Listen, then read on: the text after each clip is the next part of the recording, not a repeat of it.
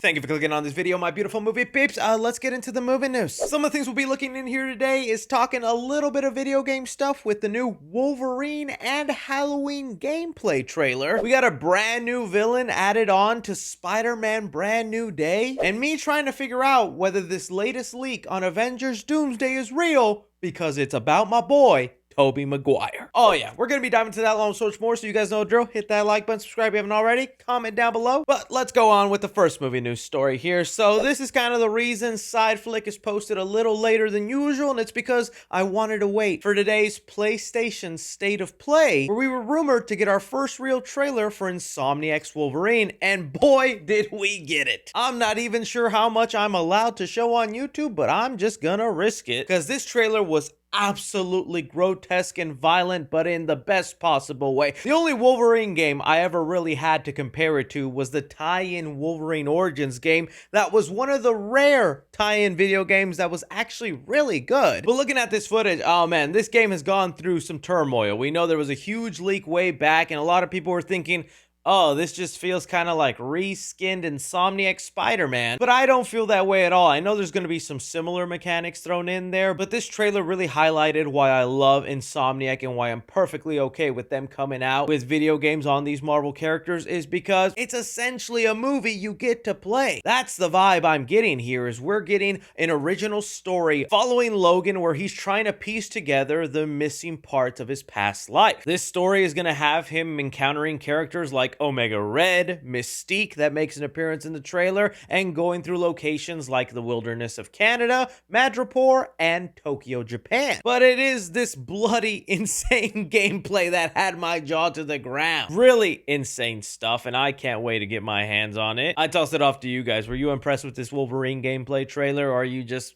over the hype with it? Because I was at that point. I was almost like, I don't even know if I care about this game anymore. It's been so long, but hype is back. Next up, another game I'm cautiously highly anticipating is this Halloween video game. We already got kind of a teaser trailer earlier in the year, but in this State of Play, we got some gameplay footage giving us more an idea of how we could play as Michael Myers. And okay, look, everything about this was sounding absolutely perfect to me. I know people want to complain about it being another asymmetrical game where you either get to play as Michael or a civilian and fight each other on a map. I agree that stuff has been kind of overdone now, and I wanted something different, so it was the sections of them talking about the single player mode where you get to roam around as Michael Myers in the town of Haddonfield, where several NPCs are just living in their homes, watching TV, doing their laundry, preparing to start giving out candy to trick-or-treaters, and you as Michael can just pick wherever you want to go to start killing, stalking, and getting rid of as many people in Haddonfield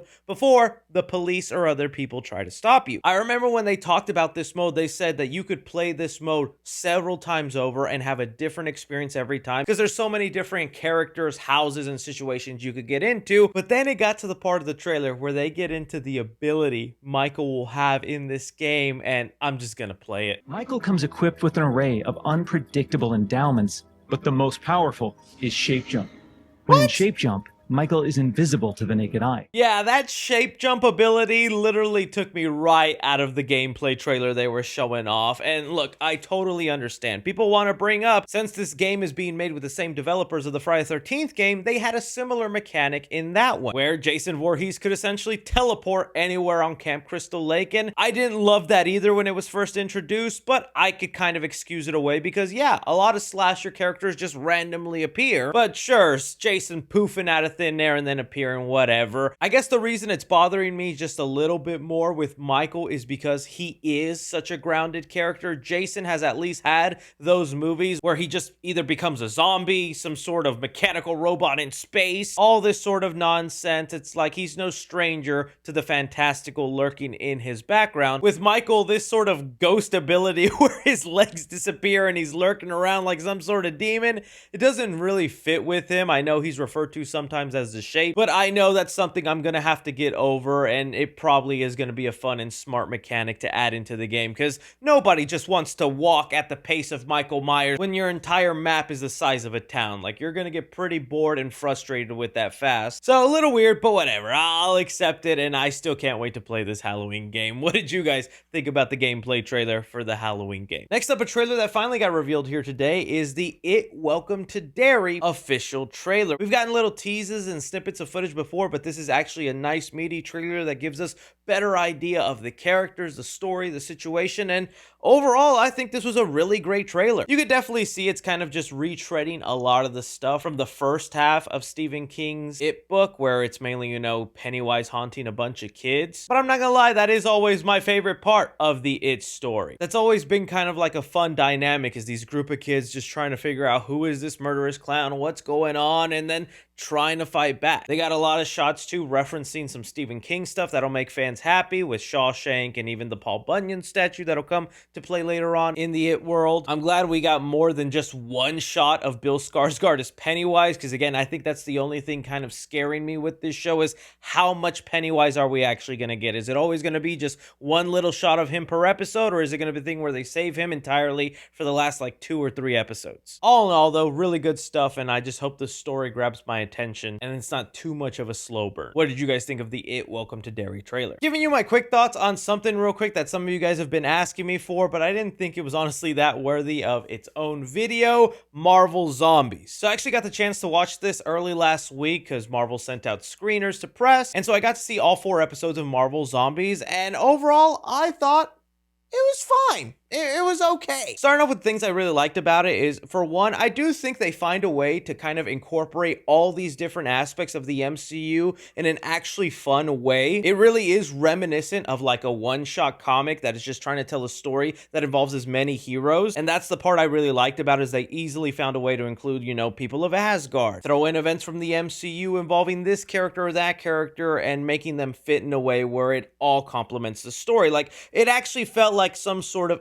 event, almost like an Avenger movie to a less exaggerated extent. If anything, it does a better job of paying off the introduction of so many other heroes that we've had since Phase 4, past the Endgame era of the MCU. I was also very happy that they kept it bloody, violent. There are plenty of times where they don't hold back on the gore. We all saw it in the trailer. But if I had to be honest on things kind of holding me back, again, I don't think this was a bad show, and it was a fun enough watch. But the way it was broken down episode to episode, I just felt like it wasn't holding my attention all the way through, and I was just trying to get to the end of it. Part of the reason this came to be is because it wasn't even meant to be a show. It was originally envisioned as like a movie for Disney Plus, but because the team really wanted to have Spider-Man part of this, they had to turn it into a show, because they're allowed to use Spider-Man in animated TV projects, but you can't use Spider-Man in movie projects. And I think you could just tell when episodes ended that it didn't feel like a clean cut, and more just like, all right, next scene is the continuation of the rest of this 4-part movie. Some of the MCU humor does also boggle down some of the mature tone this show was trying to emulate. I like the dire and hopelessness vibe that was happening throughout a lot of it, and then you would get injected to that stuff that's kind of eye-rolling in the MCU. It made it so that whenever characters would die, and a lot of characters would die throughout the course of these episodes, some of those deaths didn't hit as hard because of the overuse of humor. And the last big thing is, I didn't feel overly satisfied whenever it was all said and done. It's that continuous problem of not wanting to close off a story and instead set up the next part of the story. I still liked it for what it was, and if we don't get another one, I'll also be perfectly fine. But in the end, I thought it was just like, okay, it was enjoyable for what it was. What did you guys think about Marvel Zombies? Moving on here though to some other stuff, we got another villain finally confirmed for Spider-Man Brand New Day. Deadline here has it reported that Marvin Jones III is set to play the crime boss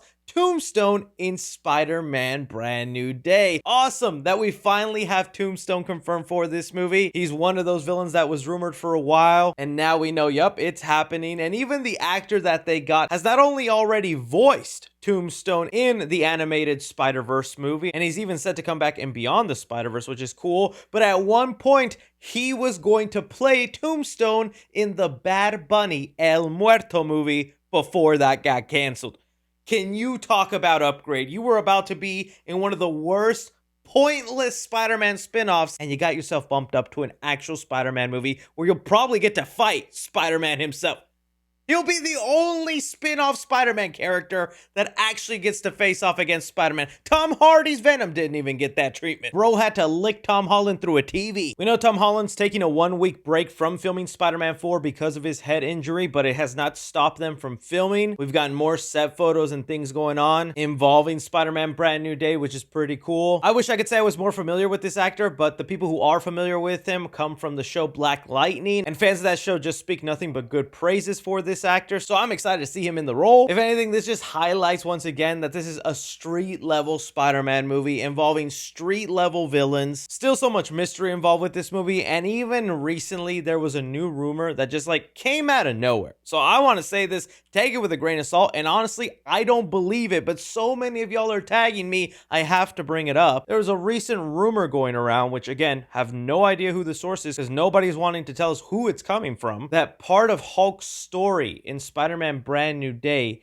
is going to be that the Hulk actually killed Peter Parker's parents in the Battle of New York, and this is why he lives with Aunt May and Ben Parker. Okay, apparently this is a storyline that has actually happened in the comics, so I think that's where some people are nabbing it from, but I am telling you, no way they do that. No, why would you have that be the story? If I'm wrong, look, I'll happily say I'm wrong, but that would be such a random thing to include in there in the Hulk mythos and would be a weird connection for Spider-Man and that Hulk, but then again, there is no connection between them, so I guess creating one like this is the connection? Would this then fuel Spider-Man to like want to kill the Hulk and help out, you know, the Punisher in that vendetta? Because from the sounds of the movie, people have said that even the Punisher is trying to like kill the Hulk. So is this kind of like the conflicting thing where Spider-Man kind of wants to do it too, but he knows he shouldn't? Like, I honestly just don't know. But again, I don't trust this rumor. But you know, I say that, and I was the one, whenever we first heard in January that the Hulk and Punisher were in this movie, I was like, guys, that's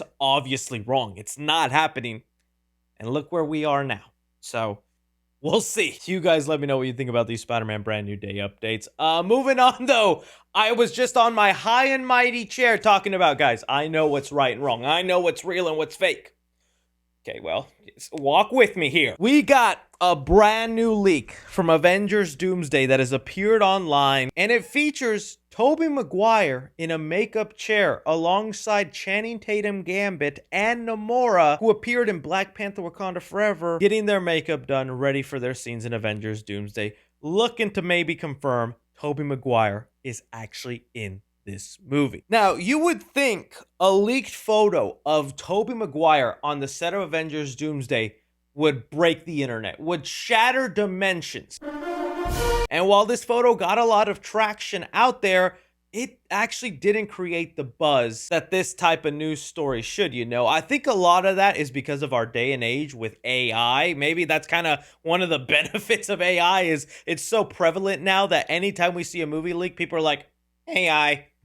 Yes, AI, it's not real. Kind of hurting the leaking game, if I'm being honest with you. But I'm okay with that too, because it's nice to be surprised by movies. And while there is definitely things to make us think that maybe this is fake, I might be an idiot here, but I'm believing this one is actually real. And here are my reasonings. Let's start off with the first reason why I think it's real. I want you to look closely at Tobey Maguire's dick. All right, so it looks like this photo was also released from the same person who gave us this photo. And again, I brought this up in the last side flick and I just ignored it because I was like, guys, this really looks fake to me. Even the Magneto costume doesn't match the one on the little crew member shirt. A lot of the faces looked off and tweaked. I'm like, this is fake. This is fake. But the reason I'm not feeling that way with this one is for a couple of reasons. For one, while AI can make some very convincing photos, it is extremely, extremely hard for AI to replicate the same photo at a different angle. And it does that here with Channing Tatum, Tobey Maguire, and Namora.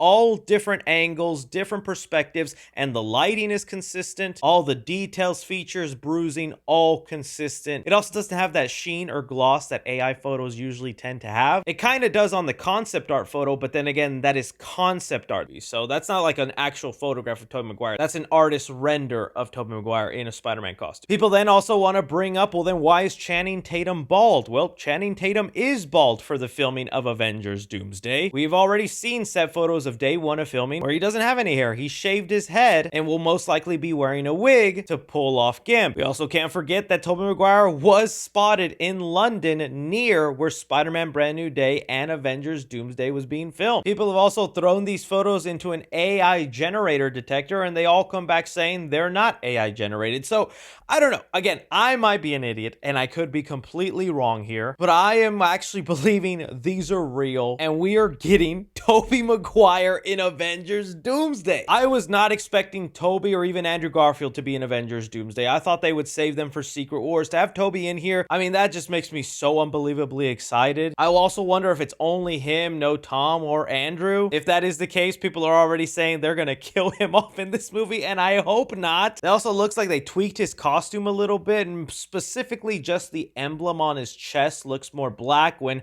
typically in his regular costume it's more of a silver. A lot of people are like, why is he wearing Tom Holland's new suit? Guys, that is not Tom Holland's new suit. That is Tobey Maguire's classic suit with the colors tweaked up, but the reason they look similar is because Tom Holland has already said in an interview his new suit in Spider-Man 4 is inspired from Tobey and Andrew's suit. Again though, I am one of the only people on the internet believing this photo. A lot of people are just ignoring it, tossing it off to the side, not thinking it's real. Part of the other thing too was the source of this photo gave us a lot of the leaks in the Spider-Man No Way Home days, and if you go back then, even I was like, those photos aren't real, those are fake, guys, and I'm not trying to repeat that mistake. Well, also, we've seen the lengths people go to fake stuff. Remember when that Tobey Maguire toy was on shelves? That was proven to be fake. Somebody actually did a classic old 3D model Photoshop on it. And you know what? Maybe that's what this is here. It's not even AI. It's just classic Photoshop at its best. And we're so used to AI tricking us, we're not even thinking about that. All I'm saying is,